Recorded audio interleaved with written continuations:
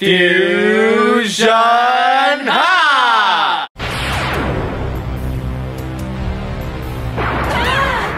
Yes, you're doing it! Stay with it!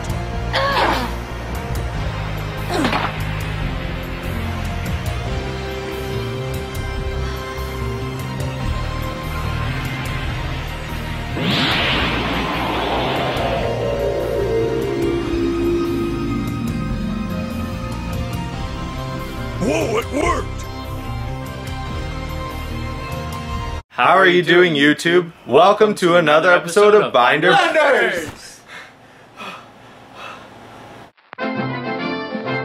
All the way from Tokyo, Japan to Toronto, here's another episode of Blunder.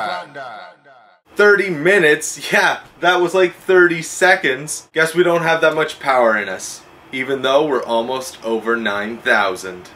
Subscribers, that is. What we're going to be talking about this week is the upcoming format. We all know YCS Toronto's coming up. Devin and I are practicing very hard on Dueling Network. So if you do see us on Dueling Network and you have a new format deck, we'd love to play you. However, please understand there's over 8,000 people who are watching us, which means you may not get in right off the bat. Anyways, what's more important is the trends we've noticed so far on Dueling Network, the trends we've noticed in different forums, the way people have been talking, what's happening at locals, and what you have to be prepared for. YCS Toronto is a different meta than everywhere else. Toronto players are either very OTK sacky or very control conservative. There's no middle ground. It's true.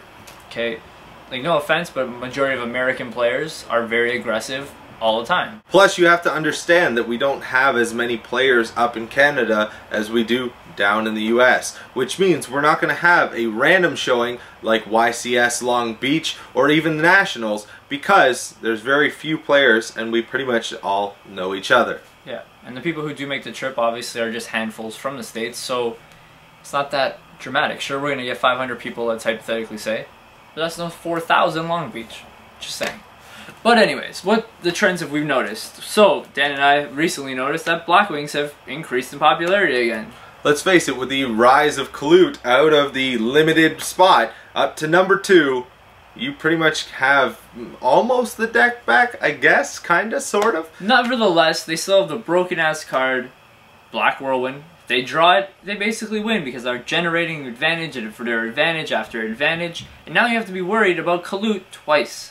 Plus, this is a lot slower of a format off the bat because a lot of the fast decks have been limited and or banned. Speaking of the limited banned, Rabbit really was hurt, kinda not really, because they still have 2 Rabbit, they have 2 Tour Guide. The deck is still great if you open broken. However, you still run the risk, high risk nowadays, of drawing those evil vanilla monsters and not drawing the rabbits that you want. Yeah, but whatever, we digress. The other decks that are still gonna be popular are windups. Apparently, there's this amazing loop you can perform for over 9,000 damage easily. And all you need is 1 Zen Mighty. Well, that's fair. It involves Magician and Sharks and blah blah blah, and you don't Hunter Loop anymore. Instead, you push for game. Oh, right, like you should have been doing from the beginning. The other deck that didn't get touched, but not really, is Insectors. No, wait, that's Dragons. Insectors, dead. Pretty much. If you want to play Insectors, you're going to have to think outside the box, entirely crazy. You're going to have to rely on Centipede a lot more, Ladybug a lot more, maybe even Hopper. V-Tron is finally going to be worth money. Oh, shoot. You also have Doomdozer that is still popular. It's a 2800 beater, and all you need is 2 insects in the grave, remove. Oh, brilliant. And to be fair, I actually think Giga Weevil might increase in play. What's Giga Weevil, you may ask? Well, it's like Gigamantis, except it special summons the monster and gives it a defense boost, which is not important because it's a Call the Haunted like Gigamantis is. Monster Reborn? Either way, it's like Gigamantis in every way, and that means you can use 2 on every turn. Brilliant. Sounds fair to me. We all love Chaos Dragons. We all think they got hurt by taking out 1 Red Eyes Darkness Metal and 1 Future Fusion. Yes, they did. Let's be honest with each other. Plus, they lost to Chaos Sorcerer, which is detrimental because, hey, that's how they got rid of your back rows and then pushed for game with those big dragons. As well as they lost the Tour Guide, so the consistency of a push or a special summon or a blah blah blah is gone. They've lost a lot of utility.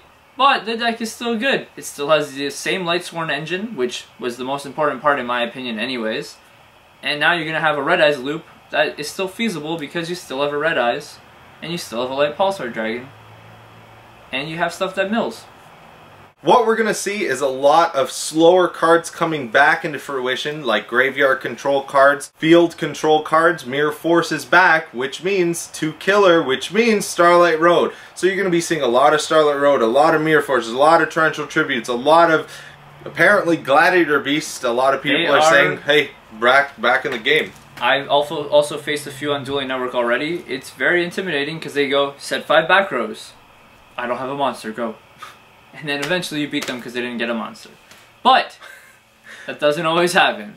Sometimes they do actually Geyserish you. If you're not playing traps and you're playing Chaos Dragons, they're continuously just removing your graveyard. You're stuck with these big huge beaters in your hand, unable to special summon them because there's no graveyard, because Retiari in your butt. It's big trouble. What else is important? DD Crow is going to see an increase in play because you now have viable remove from play targets. You're going to be worried about Lightsworn. You're going to be worried about Chaos Dragons. You're going to be worried about Gladiator Beasts. You're going to be Speaking of Lightsworns might come back, especially with 2 Lumina, 3 Necker Gardna. Hello? So, again, what you have to main deck? You have to main deck Triple Veiler or Double Veiler still, because the format is still scary with these boss monsters who do crazy crap. You're going to need outs to Dino Rabbit, because if they pull off the combo, or you face a Volatiles or something like that, and they get that Leggy out, you still need an out to it. What's your out? Raikou or Snowman Eater. Or waste a few cards on it. Either way, that's what you're going to have to do. So be prepared for that. What I would like to actually say is this is going to be the format of the slow every deck in existence. We've talked about Gladiator Beasts, we talked about Lightsworns, we talked about Blackwings, we talked about pretty much every old deck there possibly is, and still viable new decks. This is going to be an epic format with every deck possibility, every deck that could possibly exist being able to do some great things. Long story short, you're going to have to do a lot of research into past formats, past decks, past theories. Teledad is a contender technically speaking. D-Draw is back in the picture. You're going to have to do a lot more research and know a lot more combos just to stay competitive in this metagame. Play the deck you're happy with, play the deck you're good with, and side for the matchups you're not good with. One thing that we do want to say, there are 3 decks out there that hopefully no one will catch on to. Unfortunately, we're going to tell you guys, our loyal 8,000 plus viewers, Final Countdown, not touched at all. You still have that ability to stop your opponent's plays. If this is going to be really a slower format, hopefully your opponent will be able to say, hey, you know what, I'm going to start thinking and make my plays properly instead of which is why we started to lose with Final Countdown. 2, Chain Burn, and Burn in general. That is going to be a huge contender this format. Let's face it, slower formats is where they actually rule. They love when you go summon, summon, summon, ceasefire. Big trouble. 3rd and final deck, Exodia. Exodia has a perfect draw engine. They got 1 Day of Pieces, they got Into the Voids, they got all that kind of stuff, and they now have D-Draws back, Trade-Ins back, so you're going to be crapping yourself when the person goes Royal Magical Library. So please remember your Effect Veilers in your main deck and or side deck, because they could be a detrimental card. Do your research, play your game properly, and as always, don't make those binder blunders.